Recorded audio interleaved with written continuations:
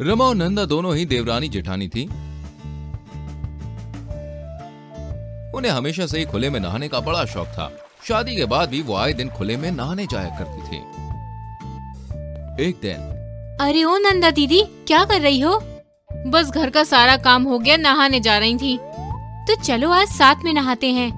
अरे कैसी बात करती हो तुम, और हम एक ही बाथरूम में साथ कैसे नहाएंगे? मुझे शर्म आती है। तुम मुझसे कब से शर्माने लगी? छी छी, कैसी बातें करती हो। मैं तो बस अपने पति के सामने उस तरह नहा सकती हूँ, बाकी किसी के सामने नहीं बाबा। अरे यार, कभी तो नॉर्मल इंसान की तरह सोचा करो। जब देखो तब ध्यान बस वही जाता है तुम्हारा। मैं तो तालाब में नहाने की बात कर रही हूँ, एक ही बाथरूम में नहीं। अच्छा चलो ना, चलते हैं, बहुत दिन हो गए तालाब में नहाए हुए। फिर दोनों तालाब में नहाने चली जाती हैं। ठंडे ठंडे पानी से नहाना चाहिए, गाना आए या ना आए, गाना चाहिए।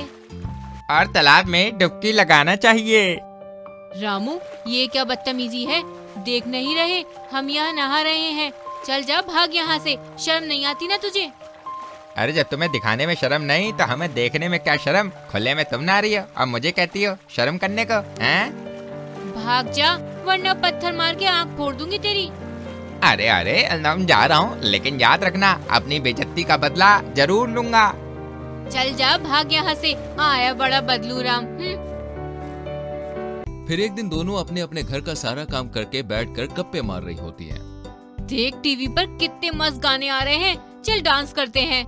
मेरे पास ना अपने टाइम की स्कर्ट और क्रॉप टॉप रखे हैं, चलो आज हम रील बनाते हैं। कॉलेज पहनकर जाती थी ना वो ड्रेस? हाँ यार वही, सास से छुपा कर रखी है, देख ली तो जान खा जाएंगी। फिर रमा वो ड्रेस लेकर आती है और दोनों डांस करते हुए, आरे प्रीतम प्यारे, बंदूक मना तो गोली मारे। आरे प्रीतम प्यारे, सब आग मेरी चोली में तोरे। जरा हुक्का उठा, जरा चिल्लम चला, पल्लू के नीचे छुपा के रखा है, उठा दूं तो हंगामा हो। पल्लू के नीचे छुपा के रखा है, उठा दूं तो हंगामा हो। तभी सास वहाँ पे आ जाती है। अच्छा, क्या छुपाया है बता दो जरा, ऐसे 2 थप्पड़ लगाऊंगी ना दोनों को, अकल ठिकाने आ जाएगी। उल जलूल हरकतें करती हो बस। और ये क्या पहन रखा है दोनों ने? कुछ नहीं, हम बस रील बना रहे थे माँ जी। जाके साड़ी पहन कर आओ, नहीं तो दोनों पर लाठी बरसाऊंगी। इसके बाद दोनों चेंज करके आती हैं। साड़ी में कितनी गर्मी हो रही है आज। हाँ ना, शॉर्ट्स में कितना कंफर्टेबल था। तालाब का पानी अभी कितना ठंडा होगा, चलो ना नहा कर आते हैं। इसके बाद दोनों तालाब में नहाने चली जाती हैं। अब धीरे धीरे दोनों रोजाना तालाब में जाती हैं, जिससे उनके खुले में नहाने की आदत हो जाती है। वहीं गांव वाले इनकी इन हरकतों को देखकर बहुत सारी बातें बनाते हैं और दोनों के बारे में बहुत बुरा भला भी कहते हैं। एक दिन जब दोनों तालाब में नहाने जा रही होती हैं, उसी वक्त, अरे देखो ना बेशर्मों को, आज फिर तालाब में जा रही हैं। पटाया होगा कोई आशिक, उसी को दिखाने के लिए तालाब में नहाती होंगी। वहीं दोनों उन्हें अनसुना करके वहां से चली जाती है। और जब दोनों खुले में नहा रही होती हैं, तभी उनकी वीडियो शूट करके कोई वायरल कर देता है और उनके कपड़े भी चुरा के लेके चला जाता है। लेकिन दोनों को इससे कोई फर्क नहीं पड़ता, दोनों आधे कपड़ों में ही खरा जाती है। और वहीं गांव वाले ये सब देखकर उन्हें और बुरा भला कहते हैं। जब ये बात दोनों के घर वालों को पता चलती है तो सभी दोनों के खुले में नहाने से बहुत ही गुस्सा होते हैं और पाबंदी जताते हैं, लेकिन दोनों किसी की भी नहीं सुनती हैं। हम तो खुले में ही नहाएंगे, जिसे जो करना है करे। हाँ हाँ, जितनी भी वीडियो बनानी है बनाए, हम तो खुले में ही नहाएंगे। फिर एक दिन जब दोनों तालाब में नहा रही होती हैं, तभी एक शेर वहां पे आ जाता है और दोनों को दौड़ा लेता है। दोनों बेचारी जल्दी से जान बचाकर वहां से निकलकर घर को भागती हैं। जान तो बच जाती है, लेकिन दोनों आधे कपड़ों में ही घर तक आई थी, जिससे गांव में उनकी बची कुची इज्जत भी चली जाती है। वहीं दोनों अब कान पकड़ लेती हैं कि अब कभी भी खुले में नहीं नहाएंगी और दोबारा तालाब की तरफ मुड़ के देखेंगी भी नहीं। थैंक यू राजा, आज तू नहीं होता तो ये दोनों कभी नहीं सुधरती। अरे सही कह रहा भाई राजू, धन्यवाद। मैंने कहा था ना, अच्छा सबक सिखाऊंगा। उर्फी छोटे शहर में पली बड़ी लड़की थी। भले ही वो छोटे शहर की थी, लेकिन उसके ख्वाब बहुत बड़े थे, जिस कारण उसकी शादी हो जाती है बड़े शहर के रौनक से, ससुराल में। बहू, ये ले, ये कपड़े पहनकर नीचे आ जा, आज तेरी मुंह दिखाई है। ठीक है माँ जी। ये भी कोई कपड़े हैं? मैंने सोचा बड़े शहर में शादी हो रही है तो मॉडर्न ख्यालात वाले लोग होंगे, लेकिन ये तो मुझे साड़ी में ढककर रखना चाहते हैं। लेकिन नहीं, मैं ऐसा नहीं होने दूंगी। वहीं शाम को उर्फी मच्छर वाली कॉयल की ड्रेस बनाकर पहन के सबके सामने चली जाती है। ये क्या बेशर्मी है बहू, जो साड़ी दी थी वो कहाँ गई? माँ जी, मैंने कभी भी इतने ढके हुए कपड़े नहीं पहने। मुझे ना उसमें बड़ी उलझन होती है, इसलिए मैंने ये पहन लिया। यहाँ तो हम मुंह दिखाई करने आए थे, लेकिन यहाँ तो सर से लेकर पैर तक सबको साफ साफ दिख रहा है। सही कहा बहन, जो चीज ढक कर रखनी चाहिए उसे तो ये बेशरम खोल कर दिखा रही है। जाने कैसी बहू लाई है किशोरी जी। हाँ, चलो बहनों। फिर सभी औरतें वहाँ से चली जाती हैं। कुलक्षणी, नाक कटा दी मेरी। मैंने सोचा था कि छोटे शहर की लड़की लाऊंगी तो संस्कारी होगी, लेकिन यहाँ तो संस्कारों का दूध माथा बनाकर पी गई है ये।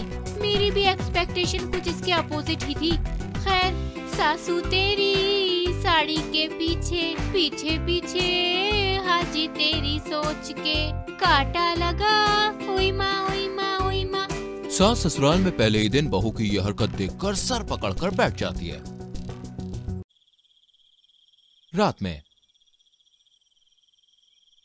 अरे बेबी, मैं तुम्हारे लिए आइसक्रीम लेकर आया था, यहीं रखी थी, पता नहीं कहाँ गई, मिल नहीं रही। तुमने उठाई है क्या? तभी उर्फी अपने बूब्स पर आइसक्रीम के कोन लगाकर वहाँ आती है। उर्फी, उर्फी की जवानी, I am too sexy for you, मैं तेरे हाथ ना आनी। Yes yes yes yes, I am Urfi, Urfi की जवानी, I am so hottie for you, मैं तेरे हाथ ना आनी। अरे हाथ नहीं, गले में फंदे की तरह लग गई हो, ये क्या हरकत है? बेबी, बहुत गर्मी हो रही थी तो मैंने सोचा थोड़ी सी आइसक्रीम से ठंडी हो लूं। और हमारा दिमाग गर्म कर दो। फिर पति हॉल में जाके बैठ जाता है। घर में छोटे शहर की बहू लाई, सोचा सुख शांति बनी रहेगी, लेकिन इसे तो तांडव करने का शौक है। कपड़ों से बटन ढकना तो इसे आता ही नहीं है। बस नंगी घूमने को कह दो और तू क्या, तू बैठकर बस सुनता रहेगा या कुछ बोलेगा भी? अरे मैं लाचारा बेचारा बोलूं क्या, जिसकी बीवी निकली आवारा। अब उर्फी आए दिन उल जुलूल कपड़े पहनकर घर में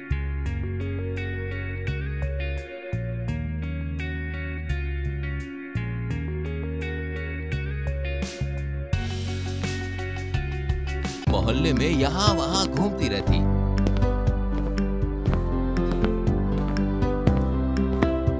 एक दिन की बात है। अरे वाह, साड़ी में कितनी सुंदर लग रही हो जान, बिल्कुल परी जैसी लग रही हो। May God gives you wings। Urfi खुशी से फूल ही नहीं समाती।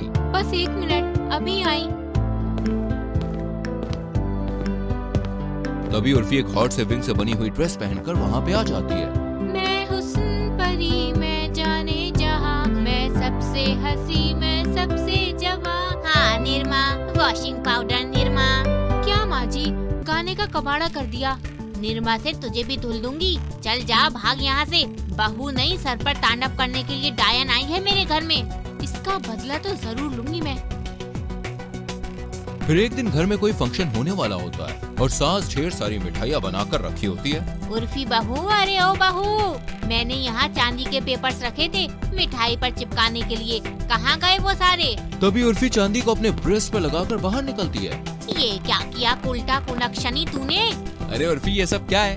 ये सब तू इश्क का राजा है, मैं हुस्न की रानी हूँ, जाम हाथों से छलकने न दूंगी, राज की बातें ना किसी से कहूंगी, अब के तुम आए तो वादा है मेरा, आज मैं तुझको ना जाने न दूंगी, चांदी सा बदन तेरा, सोने सी जवानी है, तू इश्क का राजा है, मैं हुस्न की रानी हूँ।